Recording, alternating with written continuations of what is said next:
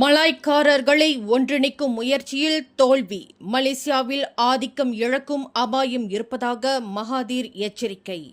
மலாய்க்காரர்களை ஒன்றிணைக்கும் முயற்சியில் தாம் தோற்றுவிட்டதை முன்னாள் பிரதமர் துன் டாக்டர் மகாதீர் முகமது ஒப்புக்கொண்டுள்ளார். அம்னோ, பெர்சத்து மற்றும் பெஜுவாங் ஆகிய கட்சிகளை வழிநடத்திய மூத்த தலைவர்களுக்குள் ஒருவரான மகாதீர் முகமது இதற்கு மேலும் மலாய்க்காரர்கள் ஒன்றிணையாவிட்டால் மலேசியாவில் தங்களின் ஆதிக்கத்தை இழக்க நேரிடும் என்று தமது சமூக வலைதளத்தில் தெரிவித்துள்ளார். சுமார் 2 ஆண்டுகளுக்கும் மேலாக மலாய்க்காரர்களை ஒன்றிணைக்கும் முயற்சியில் தாம் இறங்கியதாகவும் ஆனால் அதனை தம்மால் நிறைவேற்ற முடியவில்லை என்றும் அவர் வருத்தம் தெரிவித்துள்ளார். இதற்கு முன்பாக இதுபோன்ற பல முயற்சிகளை மேற்கொண்டிருந்த மகாதீர் மிக சமீபமாக கடந்த ஆண்டு ஜூன் மாதம் முக்கிய எதிர்க்கட்சி பிரமுகர்கள் மற்றும் பிற கட்சிகளை உள்ளடக்கிய மலாய்க்காரர்களை மையமாக கொண்ட ஒரு ஒருங்கிணைப்பு முயற்சியை தொடங்கினார்.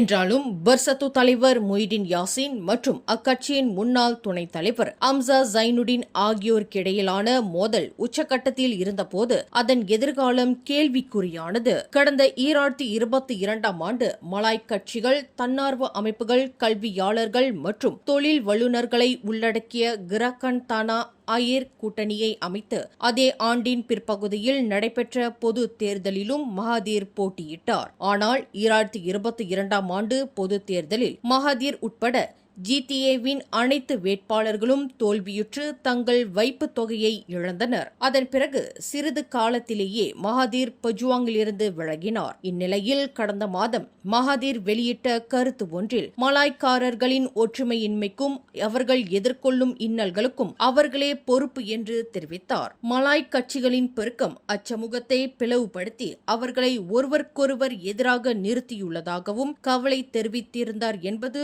குறிப்பிடத்தக்கது. மேலும் செய்திகளை தெரிந்து கொள்ள கீழே இருக்கும் பெல் பட்டனை அழுத்துங்கள்.